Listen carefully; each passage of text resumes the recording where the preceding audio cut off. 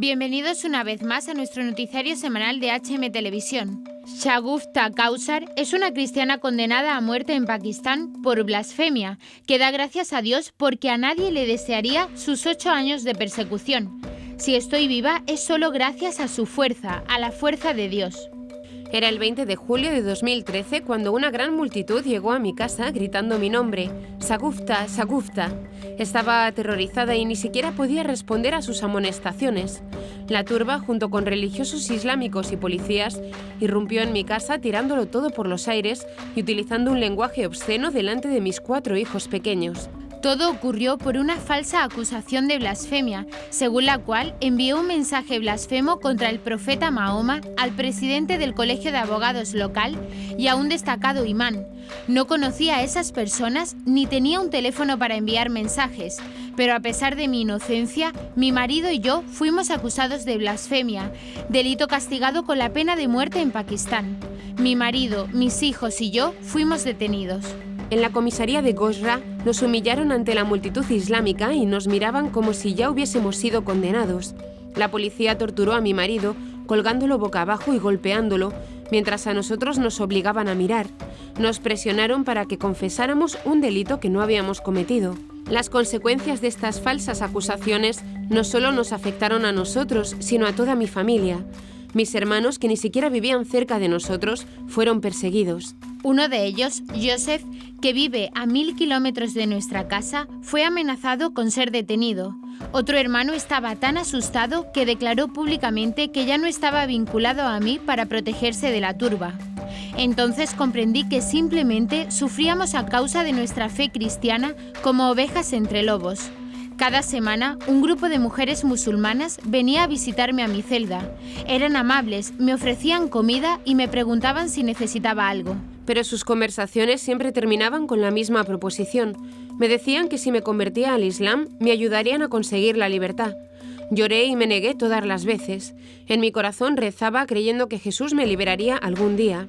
Cuando el Tribunal Superior de Lahore me declaró inocente, un agente de policía me informó de que pronto me pondrían en libertad.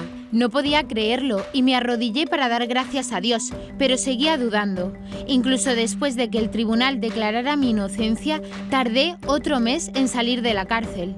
Mi sufrimiento ha sido una verdadera persecución a causa de mi fe cristiana y sé que no estoy sola. Hay muchos otros, mis hermanos y hermanas, que han sido humillados, condenados a muerte y viven aislados por el mero hecho de ser cristianos. Personas como Shagufta Kiran y Anwar Kenneth, un hombre cristiano, siguen en el corredor de la muerte. Mi hermano Joseph Jansen me dijo que la Iglesia Católica contribuyó a mi liberación con sus oraciones y su apoyo, y estoy profundamente agradecida. Insto a todo el mundo a que rece y apoye a quienes siguen sufriendo para que, como yo, ellos también puedan experimentar un milagro y ser liberados. Estoy increíblemente agradecida a Dios por darme otra oportunidad en la vida. Ahora tengo la libertad de rezar, alabarle y agradecerle la fuerza que me dio para soportar y superar aquellos años oscuros. Comenzaremos con las noticias de interés internacional. Australia lanzan biografía del cardenal Pell. Estados Unidos, nueva ley impide competir a transexuales en deportes femeninos. Tierra Santa, Israel y Hamás alcanzan un acuerdo de alto al fuego. Tailandia, 8 mártires camino a la canonización. Pasaremos después a las noticias nacionales. Monseñor Enrique Benavent ordenó 2 obispos auxiliares de Valencia. El gobierno amenaza a la Iglesia por predicar la conversión a los homosexuales. Acaba el primer retiro zaqueo en España. Y por último comentaremos algunas de las noticias más destacadas de la Santa Sede. Directrices de la Asociación Internacional de Exorcistas. El Papa recuerda a los beatos, la canastera y el tío Pelé. Catequesis de la Audiencia General dedicada a los niños. La periodista y escritora australiana Tess Livingstone ha lanzado el libro Cardenal George Pell, Pax Invictus, una biografía de su compatriota publicada en Ignatius Press a 2 años de su muerte y que cuenta con el prefacio del autor estadounidense y biógrafo de San Juan Pablo II, George Weigel. La autora explica, hablando del cardenal Pell, que el legado que dejó a la Iglesia en Australia es muy claro, sigue fuerte. Las universidades que fundó, las reformas que hizo en la educación, por ejemplo, que le interesaba mucho. Los seminarios son fuertes, están recibiendo muchos alumnos y han seguido en gran medida las reglas básicas, por así decirlo, que él estableció. Es un legado bastante vibrante en realidad. Sobre el título de la biografía, Pax Invictis, Paz a los Invictos, la autora resaltó: creo que es apropiado. A veces él utilizaba analogías militares. Pensaba que la Iglesia tenía una batalla entre manos por los corazones y las almas de la gente.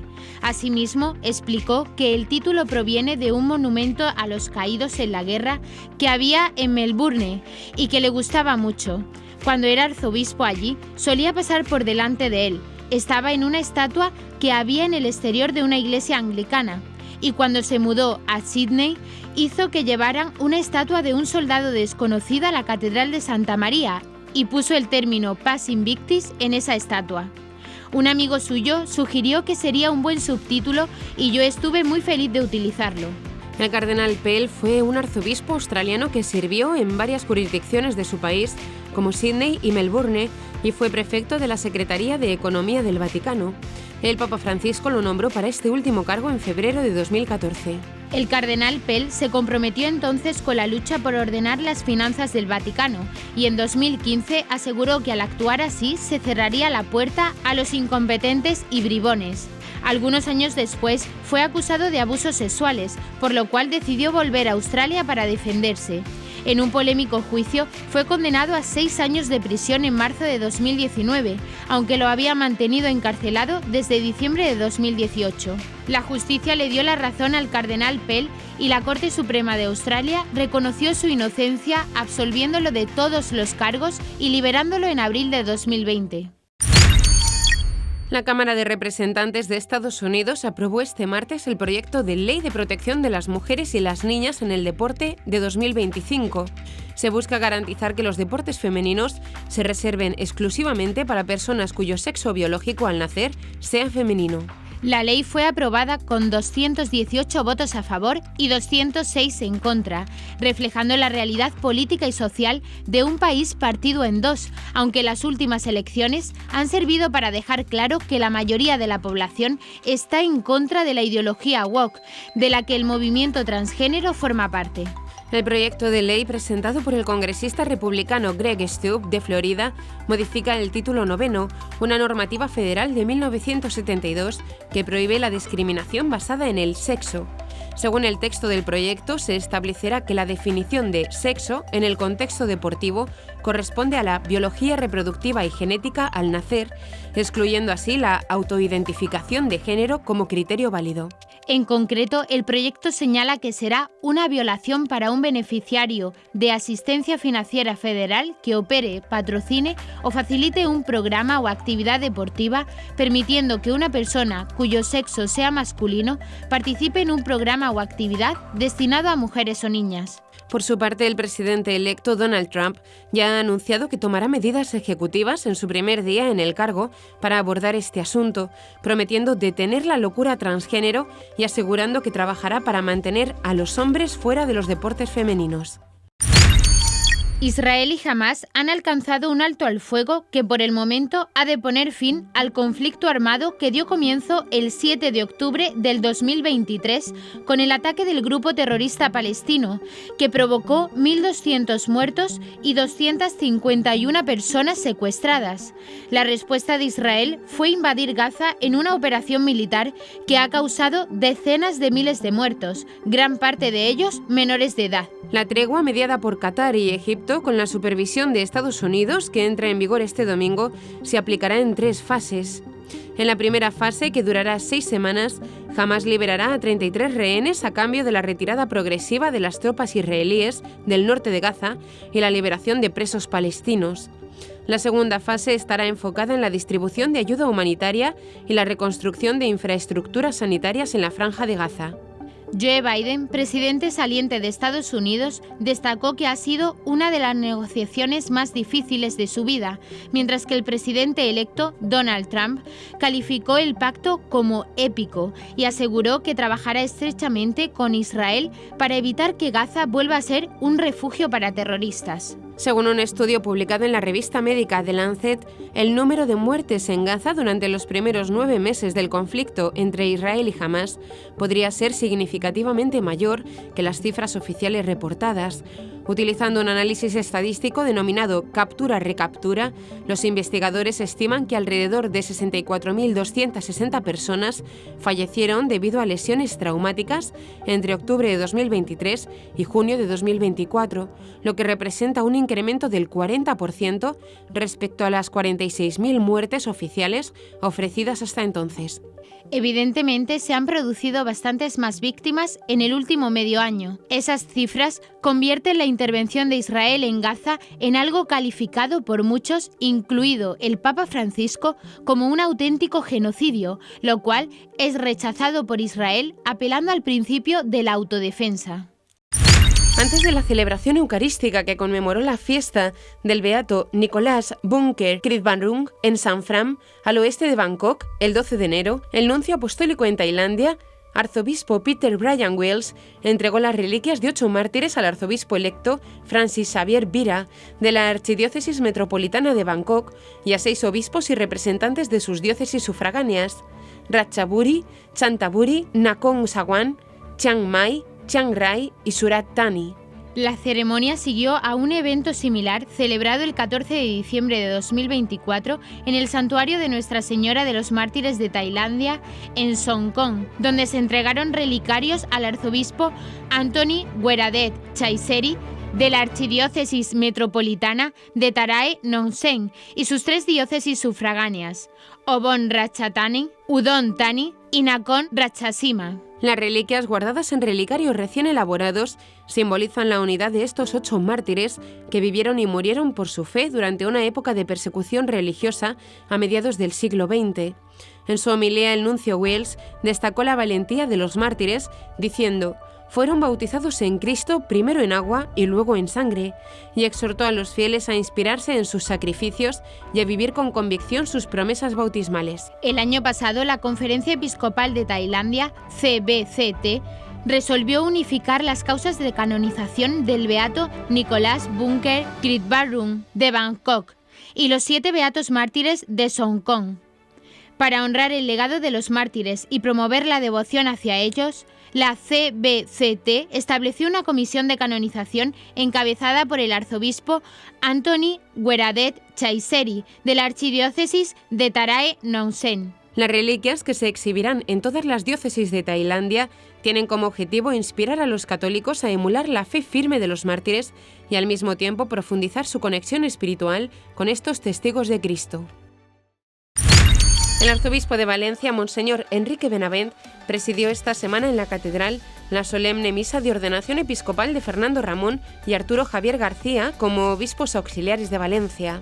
La solemne misa de ordenación episcopal fue concelebrada por el nuncio apostólico de su santidad en España, Monseñor Bernardito Auza, y el obispo emérito de San Feliu de Llobregat, Monseñor Agustín Cortés Soriano, junto a más de 40 obispos y arzobispos procedentes de toda España, entre ellos de la provincia eclesiástica valentina, y obispos eméritos. Mayor es la responsabilidad que asumís ante Dios y ante la comunidad cristiana. No recibimos el ministerio episcopal para nuestro provecho, sino para la edificación de la Iglesia, dijo el arzobispo en su homilía, y ha pedido a la feligresía orar por ellos para que su ministerio contribuya a la edificación de la Iglesia como comunidad de fe, esperanza y caridad. Monseñor Benavent ha utilizado las palabras de San Agustín, quien definió el ministerio episcopal como un oficio de amor. Hoy volvedle a decir al Señor que lo amáis, que por eso aceptáis la misión de ser pastores de su rebaño.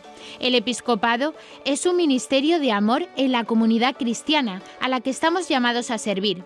Esto debe llevarnos a vivir el ministerio desde el perdón y la misericordia, a no convertirnos en jueces que deciden quién es bueno o malo, porque también nosotros estamos necesitados de la comprensión, del perdón y de la misericordia de Dios y de toda la comunidad cristiana. En el inicio del año jubilar convocado por el Papa, Peregrinos de Esperanza ha señalado que nos empuja a acercarnos a los que tienen el corazón desgarrado, a ser sembradores de libertad y de esperanza en el corazón de nuestro mundo. Vuelve la persecución a la fe católica y la Iglesia en España. El Ministerio de Igualdad ha decidido abrir un expediente para investigar la denuncia trasladada por la Asociación Española contra las Terapias de Conversión, en la que expone que en varias diócesis españolas se están impartiendo cursos y talleres de conversión sexual para personas LGTBI+. La realidad es que son talleres de conversión espiritual. Monseñor Munilla, obispo de Orihuela, Alicante, ha reaccionado en las redes sociales contra esta situación. La ministra de Igualdad, Ana Redondo, se ha reunido con el presidente de la mencionada entidad del lobby gay, Saúl Castro, quien le ha trasladado los detalles de la denuncia que interpuso hace unos días ante el Ministerio de Igualdad a través de la Dirección General para la Igualdad Real y Efectiva de las Personas LGTBI+. La Ley 4/2023 para la igualdad real y efectiva de las personas trans y para la garantía de los derechos de las personas LGTBI prohíbe por primera vez la práctica de métodos, programas y terapias de aversión, conversión o contracondicionamiento en cualquier forma destinados a modificar la orientación o identidad sexual o la expresión de género de las personas, incluso si cuentan con el consentimiento de la persona interesada o de su representante legal. Dado que lo que se está haciendo en algunas diócesis españolas es un acompañamiento pastoral para buscar la conversión de los homosexuales que viven en pecado, la sanción supondría un ataque contra la fe católica como no se conoce en España desde tiempos de la persecución religiosa durante la Segunda República y la Guerra Civil. Un ataque en el que además habrían jugado y juegan un papel muy importante los medios de comunicación, especialmente en el ámbito de la izquierda política. La ley establece sanciones que van desde los 200 hasta los 150.000 euros y que conllevan la prohibición de recibir ayudas públicas en función de la gravedad de los hechos. Las infracciones leves contemplan, entre otros, la utilización o emisión de expresiones vejatorias sancionadas con apercibimiento o con multa de 200 a 2.000 euros. Por otra parte, las infracciones graves contemplan la no retirada de expresiones vejatorias en sitios web o redes sociales por parte de los prestadores de servicios de la sociedad de la información, siempre y cuando, habiéndoles pedido que lo retiren, no lo hagan. Serán sancionadas con multas de 2.001 a 10.000 euros. Finalmente, las infracciones muy graves, sancionadas con multa de 10.001 a 150.000 euros, recogen la promoción o práctica de métodos, programas o terapias de aversión, conversión o contracondicionamiento con la finalidad de modificar la orientación sexual, identidad de género o características sexuales. El pasado fin de semana, entre el 10 y el 12 de enero, la Organización de Empresarios Católicos, radicada en Carolina del Sur, His Way at Work, aterrorizó formalmente en España con uno de sus principales eventos, el Retiro Zaqueo, dedicado a ayudar a los empresarios a poner a Dios en el centro de su labor e iniciativas. El retiro ha sido impulsado por el sacerdote de la diócesis de Getafe, Javier Siegris, y por el mexicano Alfonso González Arocha, presidente de Qualfond Corporation y cofundador de His Way at Work a nivel mundial. El retiro ha sido la primera experiencia que His Way at Work ofrece a los interesados, que en las próximas semanas podrán consagrar sus empresas al Sagrado Corazón de Jesús e iniciar un camino de transformación empresarial. Según explican los organizadores, el objetivo es hacer ver a los emprendedores que la fe y la carrera profesional no pertenecen a ámbitos separados, ayudando así a llevar la palabra de Dios a la empresa, donde normalmente se habla de dinero y se separan las cosas, y si te va bien, vives en lo personal tu fe, pero en la empresa es otra cosa. Como explicó González Arocha tras su visita a España para vivir la primera experiencia, la propuesta del retiro Zaqueo a los empresarios es tener una relación viva y gozosa con Cristo, no solo en el ámbito privado, sino también desde una empresa que cuida los valores y que decide cosas importantes en oración con el Señor. Así los empresarios y emprendedores se convierten en administradores de Dios que se preocupan no solo del beneficio, sino también del bien de sus empleados. Hay una sola expectativa y propósito en todo esto: que más empresarios reciban en su vida, en su corazón, la llamada de Cristo a tenerlo explícitamente en el centro de sus empresas, comenta González Arocha. En su caso, testimonia que tener a Dios en el centro de su empresa, mencionándole explícitamente en su plan de negocio, le ayuda a vivir su fe en cada momento del día. Ya no tengo que esperar a salir del trabajo para vivir mi fe. Lo que vivo en lo personal y en la familia, lo vivo también en el trabajo. En su caso, la empresa que dirige engloba a empleados de orígenes y creencias completamente distintas, desde la India a Estados Unidos o Filipinas, y desde judíos hasta católicos o hindúes, pero todos ellos conocen y respetan su fórmula de consagración de la empresa que dice: consagrados al Sagrado Corazón de Jesús, con la intercesión de la Virgen María de Guadalupe, la intercesión de San José y la protección del Arcángel San Miguel. La Asociación Internacional de Exorcistas, AIE, ha publicado una nota en la que aborda prácticas incorrectas en el Ministerio de Exorcismo, destacando la necesidad de discernimiento, formación y actuación bajo mandato eclesiástico. Critica el sensacionalismo y la superstición, además de subrayar la centralidad del Evangelio y la necesidad de no practicar métodos no aprobados por la Iglesia. La AIE recuerda en su nota, cuyo texto completo se puede consultar en su web, la importancia de la labor que ejercen los exorcistas y asegura que la sociedad contemporánea, marcada por una realidad fluida y a menudo distorsionada por el cine, presenta una percepción errónea del exorcismo como sombrío y aterrador. Esta visión fomenta una curiosidad malsana hacia lo sobrenatural. Para contrarrestar esto, es esencial formar a sacerdotes, consagrados y laicos, preparándolos para guiar a otros con sabiduría y evitar caer en caminos peligrosos. Contrario a las ideas generalizadas, el exorcismo es una experiencia de fe y alegría donde se evidencia la poderosa acción de Cristo resucitado y la intercesión de la Virgen, los santos y los ángeles. La comunión de los santos se manifiesta como un apoyo disruptivo contra las tinieblas, resaltando la fuerza de la fe. El acompañamiento es fundamental en este ministerio. Siguiendo el ejemplo del buen samaritano, el exorcista debe cargar con las necesidades del otro, ofreciendo esperanza y evitando causar confusión o miedo. La Iglesia, al reconocer la santidad de sacerdotes exorcistas, como San Vicente Pallotti, enseña la dignidad del ministerio. Pallotti destacó la importancia de la humildad y la confianza en la Trinidad durante los exorcismos, sirviendo como ejemplo para quienes ejercen este oficio. El exorcista debe ver al fiel necesitado como el más pobre entre los pobres, ofreciendo consuelo y liberación. Este ministerio, además de combatir el mal, busca transmitir amor y esperanza, testimoniando la victoria de Cristo sobre las fuerzas adversas y la restauración de la vida plena en Dios.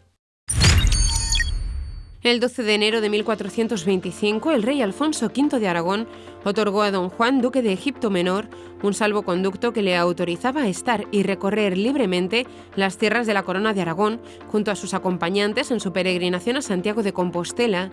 Esos primeros romaníes errantes, llamados entonces egipcianos y después gitanos, entraron en la península ibérica, iniciando así una presencia que llega ya a los 6 siglos.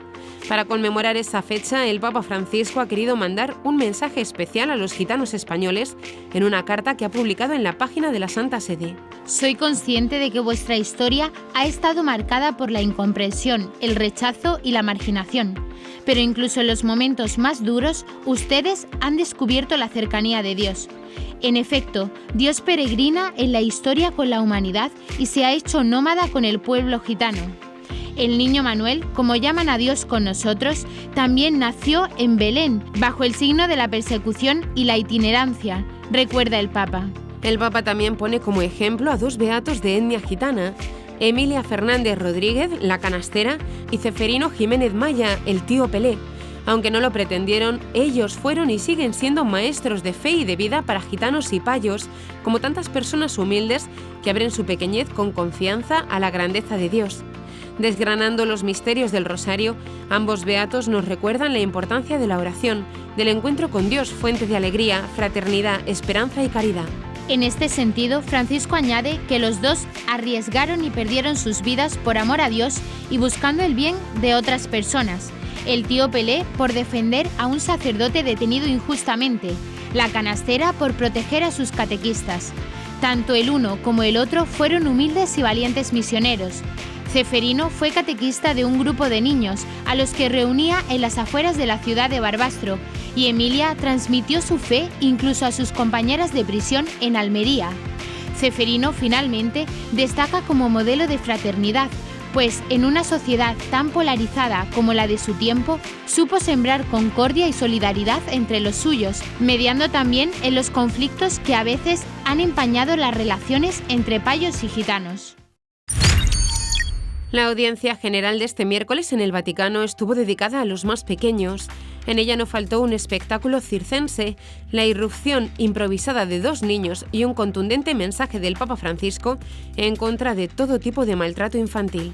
En especial, el Santo Padre quiso llamar la atención sobre un caso que ha conmocionado a su país, Argentina.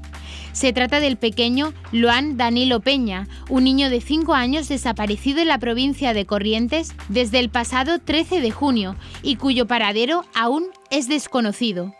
Un niño llamado Loan ha sido raptado y no se sabe dónde, señaló el Papa Francisco a los fieles y peregrinos presentes en el aula Pablo VI. A continuación explicó que una de las hipótesis es que ha sido víctima de la trata de personas. Y esto se hace, lo saben bien, esto se hace. Algunos regresan con la cicatriz, otros mueren. Por eso yo quiero recordar hoy a este niño, Loan, indicó el Santo Padre. El pasado mes de noviembre, los padres del niño desaparecido, María Noguera y José Peña, escribieron una carta al Papa Francisco en la que le pidieron recibirlos en el Vaticano y rezar por su hijo desaparecido. En este contexto, denunció la situación en la que se encuentran cientos de millones de menores, expuestos a trabajos especialmente peligrosos, en particular aquellos que son esclavos de la trata para la prostitución o de la pornografía y de los matrimonios forzados. Por último, dio las gracias a todos aquellos que no miran hacia otro lado cuando ven a niños obligados a convertirse en adultos demasiado pronto. Y hasta aquí nuestro informativo semanal. Esperamos que haya sido de su agrado.